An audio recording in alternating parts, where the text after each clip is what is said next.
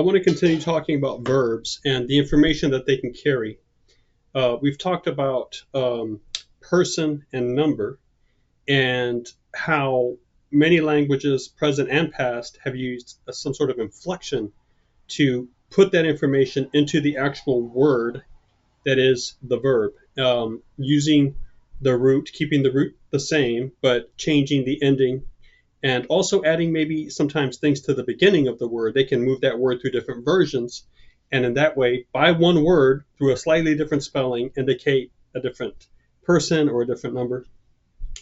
It's time we moved on to another way that information is delivered, and tenses of verbs. Now, tense is nothing more than time, but verbs also have time, and this is why main verbs will have time always. And every clause is going to have at least one main verb.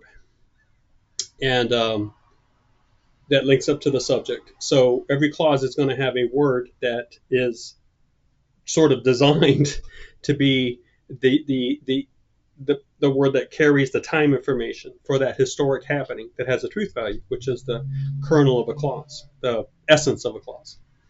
All right, so verbs have number, they have person, and they have tense or time. In English, we signify this by a device that carries the information called modal words.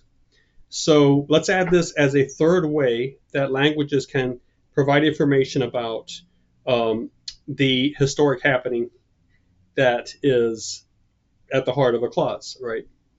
You have inflection, you have word order. We talked about both of those in the last video. Now we have modal words. Now, later on in a later video, we're going to be talking about verbs and their moods. Indicative mood, subjunctive mood, and optative mood, and imperative mood. Okay. And there are probably some other moods too, but we'll just talk about those. A modal word is not that. That's different. They kind of sound the same, but we're talking about mood there. This is modal. English really uses modal words a lot. And so especially, we'll do it with verbs. We'll place them in front for, we say, should, would, could. All of those are modal words. If and then, well, let's not get into that. But, will, when connected to a verb, is always going to signify future tense. Sing, will sing. Okay. Sang, sing, will sing. I ate, I'll eat. I eat, I will eat.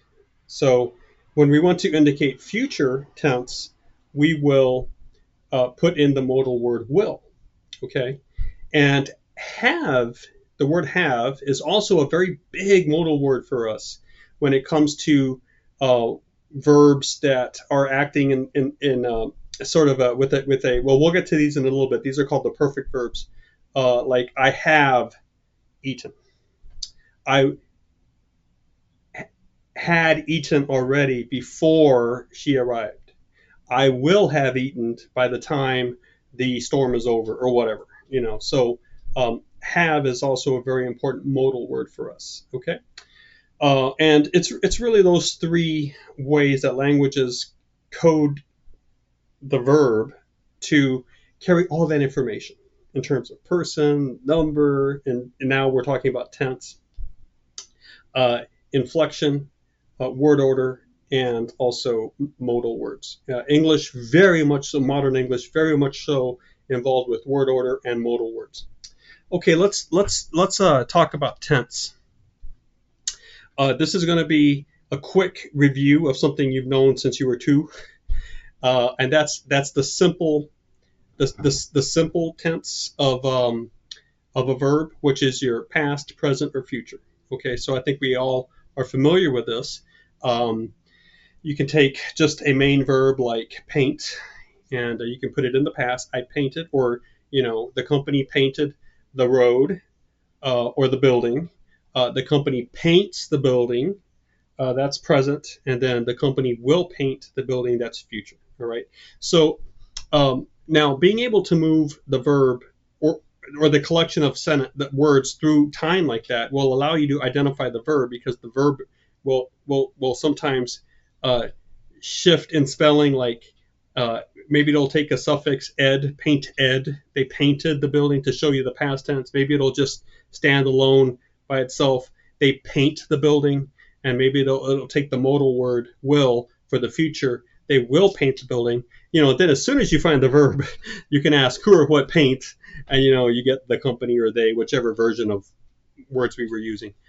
You find your subject, and as soon as you find your subject and clause, you find verb. You find your subject and predicate, or the root of the predicate, because sometimes the predicate carries more words. We'll get into that later.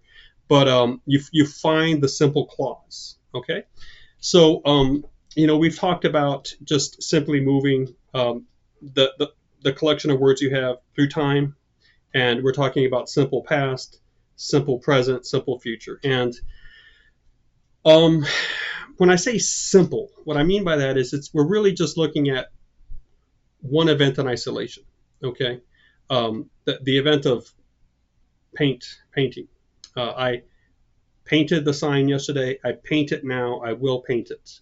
So there is no that event that happening is not being it's not in a relationship with another event in the same clause. Okay, or in the same sentence. We'll clarify these words a little bit more soon, but right now it's pretty clear that I want us to be clear on the notion of that simple tense, right? Of just the simple past, the simple present, the simple future. All right.